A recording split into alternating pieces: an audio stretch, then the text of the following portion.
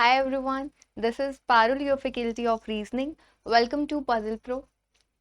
अभी काफ़ी दिन हो गए हैं, आपकी जो क्लासेस हैं वो नहीं हुई क्योंकि मैं बाहर गई हुई थी, आप सभी को पता है। अभी फिर से अपनी क्लासेस रिज्यूम करते हैं और आज रिज्यूम करते हैं क्लासेस एक बहुत ही इम्पॉर्टेंट सेशन से। एक ऐसी टॉपिक हम लोग आज के सेशन में करने वाले हैं जो बहुत ही ज़्यादा इम्पॉर्टेंट है, बहुत ही ज़्यादा इम्पॉर्टेंट है। अब देखो क्या है, बहुत सारे स्टूडेंट्स हैं, डेली बेसिस पर आपको चेकलिस्ट मिलती है, इजी टू मॉडरेट लेवल रहता है क्वेश्चंस का। मेंस के लिए बोलते हैं कि मेंस का भी कुछ चाहिए, मेंस का भी कुछ चाहिए, तो फिर मैं आपको यूट्यूब पर मेंस के सेशंस दूंगी, वीडियोस दूंगी, ठीक है। तो अभी आज भी हम बहुत ही इंपॉर्टेंट टॉपिक करने वाले हैं जो लगभग मेंस के पेपर में कभी ना कभी कहीं ना कहीं आपको देखने को मिलता ही है। हम लोग करने वाले हैं blood relation based seating arrangement. हम लोग करेंगे blood relation based seating arrangements, हम लोग करने वाले हैं। अब ब्लड रिलेशन बेस्ड जो मेंस में पूछा जाता है उसमें क्या ऐसा होता है कि जिससे सभी स्टूडेंट्स बहुत ज्यादा डरते हैं, ठीक है। ऐसा क्वेश्चन दिखता है तो उसको छोड़ ही देते हैं, जनरली नहीं उठाते हैं। अगर आप एक बार इसको सीख गए ना कि जो blood relation based seating arrangements पूछे जाते हैं उसमें पहले किस चीज को सॉल्व करना होता है, ठीक है, स्टेप बाय स्टेप किस तरीके से आगे उस क्वेश्चन में मूव फॉरवर्ड करना है, तो बहुत ही आसानी से आप इन क्वेश्चन को कर सकते हो। तो जब आपको पेपर में, मेंस के पेपर में ऐसा क्वेश्चन दिखेगा ना तो सबसे पहले आप उसे उठाएंगे, ठीक है। तो हम लोग स्टार्ट करते हैं आज के सेशन को। ये क्वेश्चन है आपके सामने, आपकी प्रीवियस ईयर का क्वेश्चन है, ये मेंस में आपके पेपर में पूछा गया था। तो आप इसका स्क्रीनशॉट लीजिए, सॉल्व कीजिए।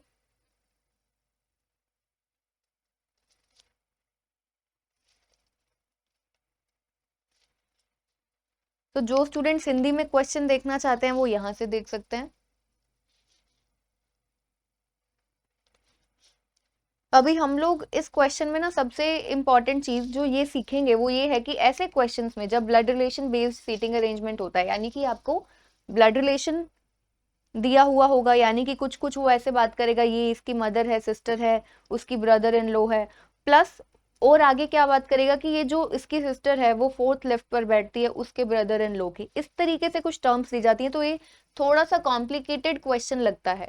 तो अभी हम लोग क्या करेंगे, इसको सॉल्व करते हैं। और सबसे पहले जब भी ऐसा क्वेश्चन पेपर में आता है blood relation based seating arrangement, यानी कि जहां पर आपका फैमिली ट्री भी बनेगा प्लस क्वेश्चन भी सॉल्व होगा, सीटिंग अरेंजमेंट भी बनेगा, तो ऐसे में सबसे पहले जो चीज आप बना सकते हो वो होता है फैमिली ट्री। आप सबसे पहले फैमिली ट्री बनाओगे, फैमिली ट्री बनने के बाद में आप पूरा क्वेश्चन, बहुत सीटिंग अरेंजमेंट तो बहुत आसानी से बन जाता है, ठीक है। पर वो बनता कब है, जब तक आपका फैमिली ट्री कंप्लीट नहीं होगा तब तक आप अपना सीटिंग अरेंजमेंट नहीं बना सकते। इन क्वेश्चंस में हमेशा यही होता है।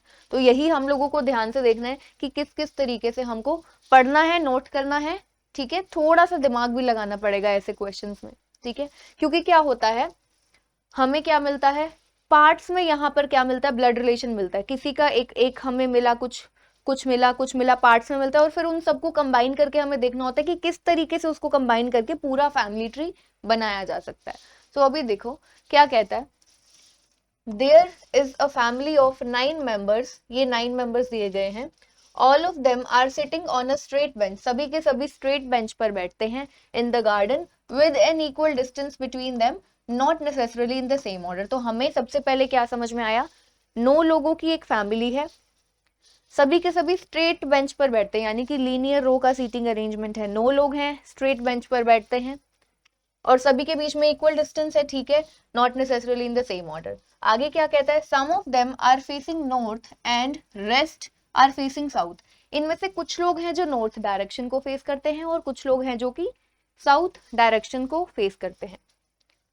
There are 3 generation in the family, 3 generation है फैमिली में, ठीक है, 3 जनरेशन की फैमिली है। कहता है D who is L's mother sits fourth to the left of P. अब देखो जैसे उसने बोला डी जो कि एल की मदर है, हम एक तो इसको नोट करेंगे कि डी कौन है, एल की मदर है। इस तरीके से जो पार्ट्स में वो ये देता जाएगा ना इंफॉर्मेशन ब्लड रिलेशन वाली, उसको हम एक जगह पर नोट करेंगे। अब उसने क्या बोला, डी बैठता कहां पर है, fourth to the left of P. ये आपका कौन सा इंफॉर्मेशन है, दो तरीके की इंफॉर्मेशन मिलेंगी, एक आपको मिलेगी फैमिली ट्री वाली और एक आपको मिलेगा सीटिंग अरेंजमेंट वाली इंफॉर्मेशन। तो क्वेश्चन को अच्छे तरीके से कैसे सॉल्व कर सकते हो, इसको अलग नोट करो, इसको अलग नोट करो। अगर इनको दोनों को ऐसे मिक्स करके करोगे तो खिचड़ी बन जाएगी और फिर बाद में क्वेश्चन में समझ नहीं आएगा कि कैसे बनाना है।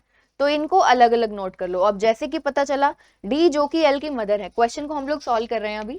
देखो टोटल 9 पर्सन हैं,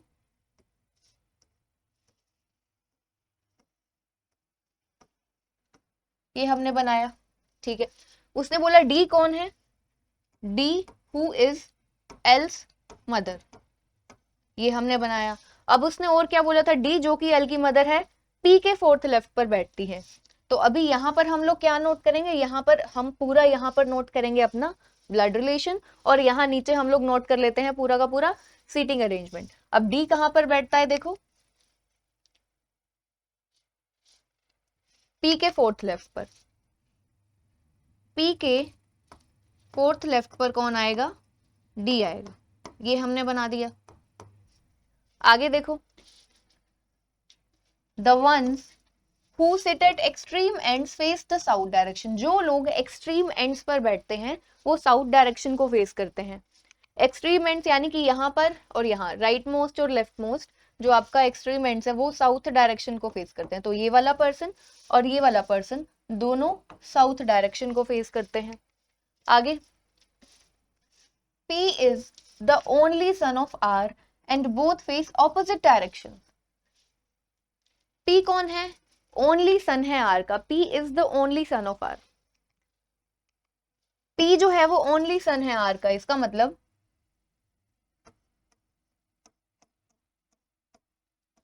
P जो है वो आर का ओनली सन है, सबसे पहले उसने ये बोला। इसका मतलब कि आर की कोई और डॉटर जरूर हो सकती है, यानी कि P की कोई सिस्टर हो सकती है, पर P का कोई भाई नहीं हो सकता। P का कोई भी भाई नहीं हो सकता, P की सिस्टर जरूर हो सकती है, क्योंकि उसने क्या बोला, P is the only son of R, P जो है इकलौता बेटा है आर का, इसको हमने नोट कर लिया। प्लस उसने बोला था दोनों की डायरेक्शंस एक दूसरे के रिस्पेक्ट में क्या है, ऑपोजिट है। तो आर और P दोनों की डायरेक्शंस कैसी होंगी, अगर आर की होगी नॉर्थ तो P की साउथ। इसको हमने इस तरीके से नोट कर लिया ताकि हमें याद रहे कि इन दोनों की जो डायरेक्शंस है एक दूसरे के रिस्पेक्ट में वो उल्टी रहेंगी, ऑपोजिट रहेंगी। आगे कहते हैं D sits immediate to M, D जो है वो एम की इमीडिएट है। अब यहाँ पर देखो इंपॉर्टेंट चीज है, D sits immediate to M, ना तो बोला इमीडिएट राइट ना बोला इमीडिएट लेफ्ट, यानी कि अब उसने ये बोला डी और एम दोनों आपस में इमीडिएट नेबर्स हैं, ठीक है, ये उसने बताया नहीं। अब डी और एम इमीडिएट नेबर्स हैं, इमीडिएट राइट लेफ्ट नहीं बताया, तो डी जो है वो एम का इमीडिएट नेबर है, इसको हमने नोट कर लिया यहाँ पर कि डी और एम जो है वो आपस में इमीडिएट नेबर्स हैं।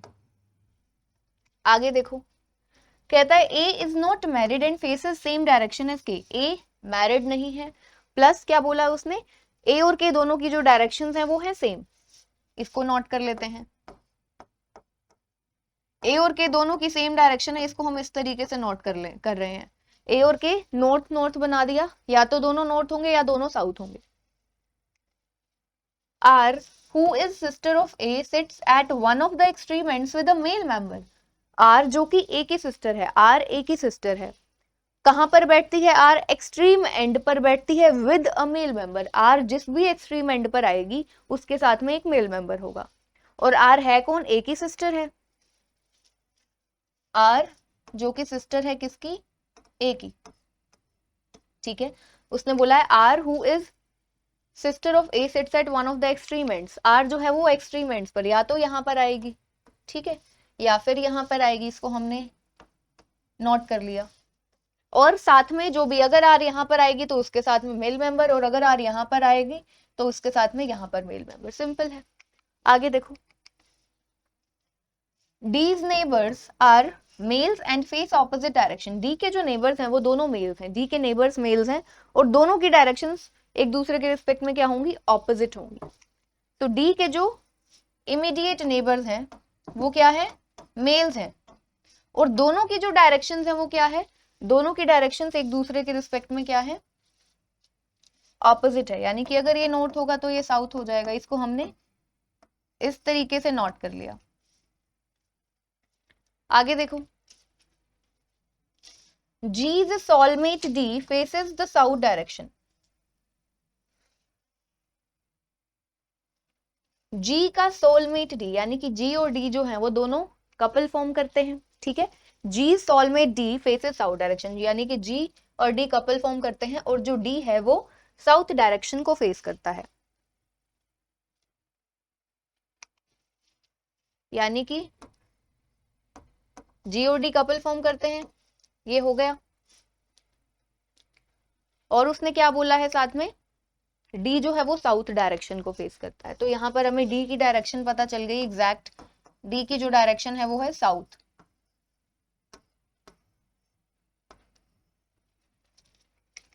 आगे देखो, M, who is the husband of K, sits exactly in the middle of the bench and faces the north direction. M K का हस्बैंड है, ठीक है, M K का हस्बैंड है और वो कहां पर बैठता है, exactly in the middle of bench and faces north direction, ठीक है। हमें क्या पता चला, M और K, M जो है वो K का हस्बैंड है, M K का हस्बैंड है, तो ये हम लोग यहां पर नोट कर लेते हैं, M K का हस्बैंड है और बिल्कुल मिडिल पर बैठता है बेंच के, यानी कि M यहाँ पर आ जाएगा और उसने बोला है कि जो M है ना वो नॉर्थ डायरेक्शन को फेस करता है, तो हमने ये भी नोट कर लिया, M जो है वो K का हस्बैंड है और नॉर्थ डायरेक्शन को फेस करता है।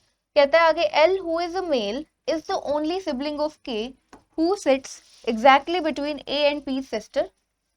क्या कहता है देखो, L who is a male, L एक मेल मेंबर है, वो ओनली सिबलिंग है के का ओनली सिबलिंग, यानी कि एल और के आपस में जो भी है भाई बहन होंगी, उनके अलावा उनका और कोई भी भाई बहन नहीं है, तो एल कौन है, के का ओनली सिबलिंग। पहले तो इसे नोट करते हैं, एल कौन है, के का ओनली सिबलिंग। एल जो है के का ओनली सिबलिंग है, एल उसने बोला है मेल मेंबर है, L who is a male, के का ओनली सिबलिंग। अब यहां से हमें पता है के और एम का क्या है, ये दोनों कपल फॉर्म करते हैं, तो ये हमने बना लिया और इसको हम यहां से हटा देते हैं, ठीक है। अब उसने क्या बोला था, L who is male only sibling of K sits exactly between A and P की सिस्टर, यानी कि पी की कोई सिस्टर है, अब पी सिस्टर बोला यानी कि पी की कोई ना कोई तो सिस्टर है, तो अब ये जो एल है ये कहां पर बैठता है, ए और पी की सिस्टर के बीच में। जो एल है वो कहां पर बैठता है, ए और पी की सिस्टर जो भी होगी उसके कहीं बीच में आएगा। अब जरूरी नहीं, हो सकता है पी की सिस्टर यहां पर आ जाए और ए वहां पर आ जाए, सिंपल है। पी की सिस्टर है कोई ना कोई, तो यहां पर हमने इसको इस तरीके से नोट कर लिया कि पी की सिस्टर भी है कोई ना कोई। अभी तक हमारे पास मेजर ये दो पार्ट्स में डिवाइडेड है जो हमारा ब्लड रिलेशन है। देखते हैं आगे कुछ ना कुछ क्वेश्चन में ऐसा दिया होगा जिनसे ये कंबाइन हो जाएंगे।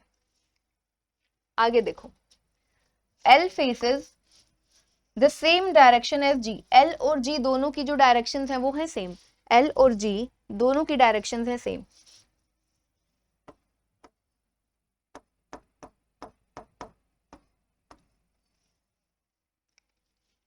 कहता है A sits third to the left of G who is P's grandfather and who sits immediate to M. देखो क्या बोला है, A sits third to the left of G, जो ए है वो जी के थर्ड लेफ्ट पर है, ए जो है वो कहां पर है, जी के थर्ड लेफ्ट पर है। पहले इसे नोट करते हैं, जी के थर्ड लेफ्ट पर कौन आएगा, ए आएगा, इसे नोट किया। A sits third to the left of G, आगे जी के लिए बोला है हु इज पीज ग्रैंडफादर, जो जी है वो पी के ग्रैंडफादर है, जी पी के ग्रैंडफादर हैं, and sits immediate to M, G और एम जो है वो इमीडिएट नेबर्स भी हैं। अभी हमने यहाँ पर देखा था डी और एम इमीडिएट नेबर्स हैं, अभी पता चला कि जी और एम भी आपस में इमीडिएट नेबर्स हैं।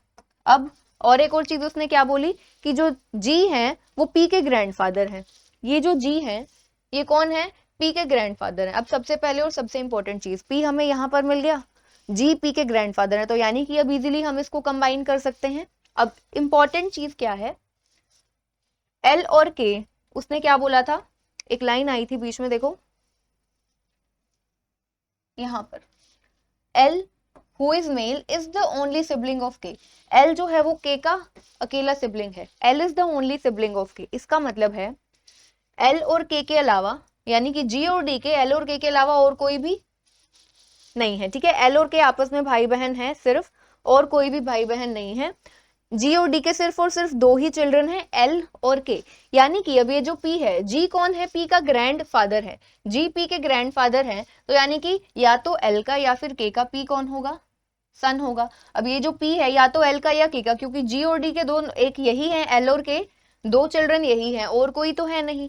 अब के और एम यहाँ पर है, पी आर की क्या है, पी जो है वो सन है आर का, तो यानी कि अब के और एम का तो है नहीं पी चिल्ड्रन, एल का चिल्ड्रन है कौन, पी, और आर उसकी मदर है, तो यानी कि आर और एल आपस में क्या है,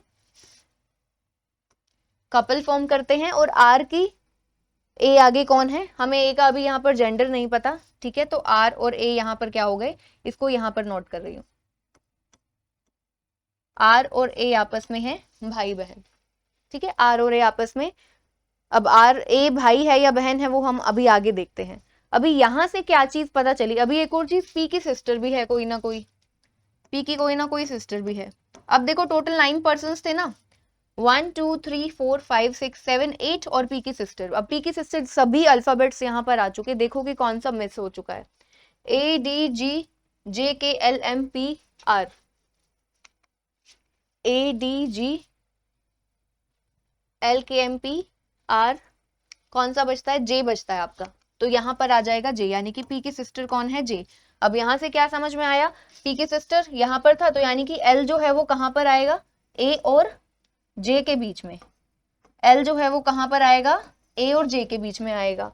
अब हम लोग करते हैं अपने क्वेश्चन को स्टार्ट, ठीक है, हमारा ये पूरा का पूरा बन गया, ये बन गया। अब हम लोग यहाँ से, अब हमारा जो सीटिंग अरेंजमेंट है वो वाला पोर्शन सॉल्व करते हैं। हमें यहाँ से क्लियरली दिख रहा है जी और एम इमीडिएट नेबर्स हैं, डी और एम इमीडिएट नेबर्स हैं, तो अब हमको दो केसेस तो देखो यहाँ पर लेकर चलने पड़ेंगे। एक केस में डी आपका यहाँ पर आएगा और जी यहाँ पर आ जाएगा, और एक केस में डी यहाँ पर और जी यहाँ पर। इसको हटा देते हैं क्योंकि ये पूरा बन चुका है। हमें पता है डी की डायरेक्शन है साउथ,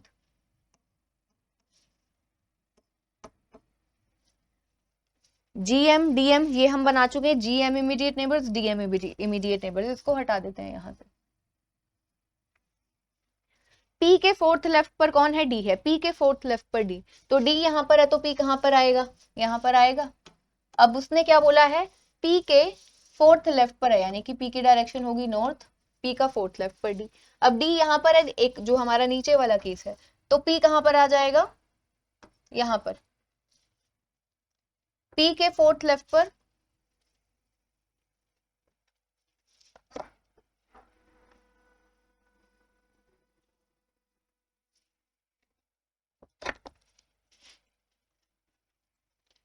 पी के फोर्थ लेफ्ट पर हमें किसको बनाना है, डी को बनाना है, तो यहाँ पर पी की डायरेक्शन क्या हो जाएगी, अब पी का फोर्थ लेफ्ट पर डी आ चुका है, ये हम बना चुके हैं।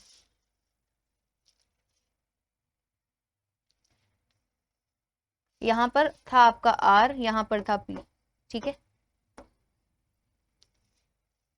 इसे फिर से नोट कर लेते हैं। आर और पी की जो डायरेक्शंस हैं वो एक दूसरे के रिस्पेक्ट में ऑपोजिट आएंगी, ठीक है, आर और पी की डायरेक्शंस।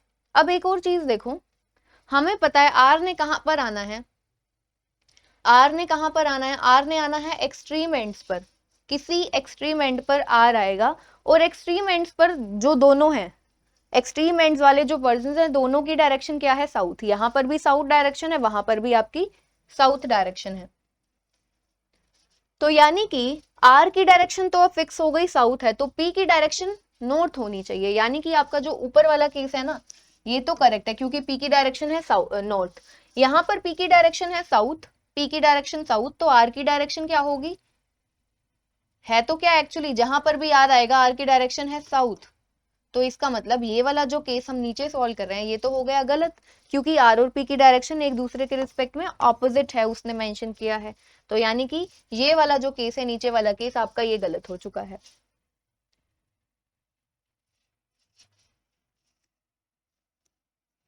आर यहाँ पर या यहाँ पर आएगा अभी इसका हमें नहीं पता, इसको भी हटा देते हैं। अब आगे और क्या कर सकते हैं, देखो जी के थर्ड लेफ्ट पर कौन है, ए है, जी के थर्ड लेफ्ट पर ए है, तो अब जरा देखो जी यहाँ पर है तो इसका थर्ड लेफ्ट 1 2 3, या तो ए आएगा इस जगह पर या फिर आ जाएगा इस जगह पर। जी के थर्ड लेफ्ट पर ए, दो केसेस बनते हैं। अब ए से रिलेटेड और देखो क्या दिया हुआ है, ए से रिलेटेड दिया हुआ है कि एल जो है वो ए और जे के बीच में आएगा, जो आपका एल है वो ए और जे के बीच में आना चाहिए। तो अब जरा देखो जी के थर्ड लेफ्ट पर अगर ए को हम यहाँ पर बनाते हैं, ठीक है, इस जगह पर ए को बनाते हैं, तो एल कहाँ पर आ सकता है, यहाँ पर आ सकता है। एक छोड़कर एल आया, तो एक छोड़कर कौन आना चाहिए, जे, यानी कि ए यहाँ पर नहीं आ सकता, यहाँ पर एल नहीं आ सकता। अब ए यहाँ पर अगर आता है तो एल के लिए जगह यहाँ पर, ये तो देखो बनेगा ही नहीं ना, ए एल और जे, एल जो है वो बीच में आना चाहिए ए और जे के, तो ए के लिए ये वाली जगह तो कैंसिल हो गई, क्योंकि अगर ए यहाँ पर आता है तो एल ना तो यहाँ बना सकते हो ना यहाँ बना सकते हो। इसका मतलब जी का थर्ड लेफ्ट ए वहां नहीं आकर यहाँ पर आ जाएगा। अब जी का थर्ड लेफ्ट है तो जी की डायरेक्शन हो जाएगी नॉर्थ, जी का थर्ड लेफ्ट पर हमने बना दिया है ए को। अब ए जो है, एल जो है वो ए और जे के बीच में आएगा, ठीक है, तो अब यहाँ पर क्योंकि ए है तो एल और जे के लिए तो ए की जगह बचती है, आगे तो एल आ नहीं सकता ए के इस साइड, एल आ जाएगा यहाँ पर, जे आ जाएगा आपका यहाँ पर, ठीक है। अब जे क्योंकि यहाँ पर आ चुका है तो आर एक्सट्रीम एंड्स पर आना था, तो आर कहाँ पर आ जाएगा आपका यहाँ पर। अब देखो लगभग पूरा का पूरा क्वेश्चन कंप्लीट होने वाला है, यहाँ पर पूरा का पूरा जो क्वेश्चन है आपका कंप्लीट होने वाला है। अब जो भी मेंबर यहाँ पर बचता है, J L A D M G P R, कौन सा बचता है, के बचता है ना, हाँ के बचता है, तो के आपका आ जाएगा इस जगह पर। अब क्या बचती है, सबकी डायरेक्शंस, सबकी डायरेक्शन। अब उसने एक और चीज बोली थी,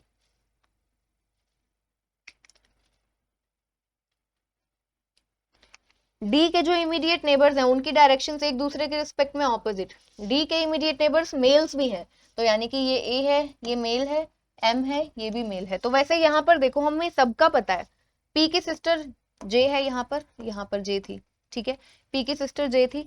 अब ए का हमारा सिर्फ बचता था, ये नहीं पता था कि वो मेल मेंबर है या फीमेल, तो यहाँ से पता चल गया क्योंकि डी के इमीडिएट नेबर्स मेल्स हैं तो एक मेल मेंबर है, ए आर का भाई है, यहाँ से ये पता चल गया। अब जरा देखो क्या बचता है, डी के इमीडिएट नेबर्स मेल्स, दोनों की डायरेक्शन एक दूसरे के रिस्पेक्ट में, डी का इमीडिएट नेबर एम, इसकी डायरेक्शन है नॉर्थ, तो ए की क्या हो जाएगी, साउथ। अब ए और के दोनों की डायरेक्शन है सेम, ए और के की, ए की है साउथ तो के की भी क्या हो जाएगी, साउथ। जे की साउथ है, अब एल की देखो, एल और जी दोनों की डायरेक्शन सेम है एक दूसरे के रिस्पेक्ट में, एल और जी की, तो एल यहाँ पर जी की डायरेक्शन है नॉर्थ, तो एल की भी डायरेक्शन क्या हो गई, नॉर्थ। जे है एक फीमेल मेंबर, एल क्या है आपका, एल है मेल मेंबर, डी है आपका फीमेल मेंबर, एम मेल, जी जी भी मेल मेंबर है, के देखो के है फीमेल मेंबर, पी आपका मेल मेंबर है, और आर फीमेल मेंबर। तो अब जो क्वेश्चन है आपका वो कंप्लीटेड है। अब वो आपसे कोई भी क्वेश्चन पूछे आप इजीली आंसर कर सकते हो।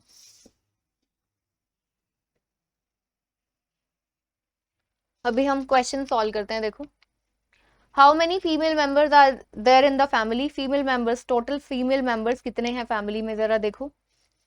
एक फीमेल मेंबर ये है, दूसरा ये है, तीसरा ये, और चौथा आर, तो टोटल 4 है हमारे यहाँ पर फीमेल मेंबर्स, जे डी के और आर। तो इसका जो थर्ड ऑप्शन है 4 will be correct here. Next question देखो, how many members face north direction, कितने लोग हैं जो कि नॉर्थ डायरेक्शन को फेस करते हैं। इस क्वेश्चन का आंसर आप सभी को कमेंट सेक्शन में शेयर करना है कि कितने लोग हैं जो कि नॉर्थ डायरेक्शन को फेस करते हैं। How is J related to L, J का रिलेशन उसने पूछा है एल के साथ, जे का रिलेशन पूछा है एल के साथ, तो जे का रिलेशन एल के साथ देखो क्या है,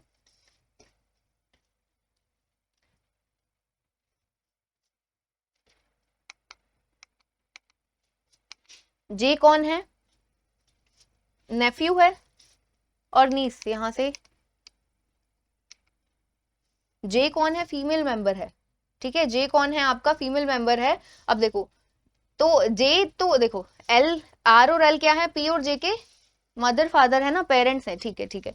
तो जे कौन हुआ, डॉटर हुई एल की, जे डॉटर हुई एल की, तो यहाँ पर फिफ्थ ऑप्शन करेक्ट है, जे जो है वो डॉटर है एल की। सो आई होप आज का जो हमने क्वेश्चन किया है ना वो आप सभी को समझ में आया होगा। मैंने बिल्कुल आपको क्लियरली बताया कि क्वेश्चन को कैसे सॉल्व करना है। आपका ब्लड रिलेशन वाला इन्फॉर्मेशन को अलग नोट करो, सीटिंग अरेंजमेंट वाले को अलग नोट करो। इस तरीके से बहुत ही इजीली और सिंप्लीफाइड वे में आप इस क्वेश्चन को सॉल्व कर सकते हो मेंस के पेपर में। मेंस के पेपर में जो ऐसे क्वेश्चंस ब्लड रिलेशन वाले पूछे जाते हैं। सो आई होप आप सभी को समझ में आया होगा। मिलते हैं फिर नेक्स्ट सेशन में। Take care everyone.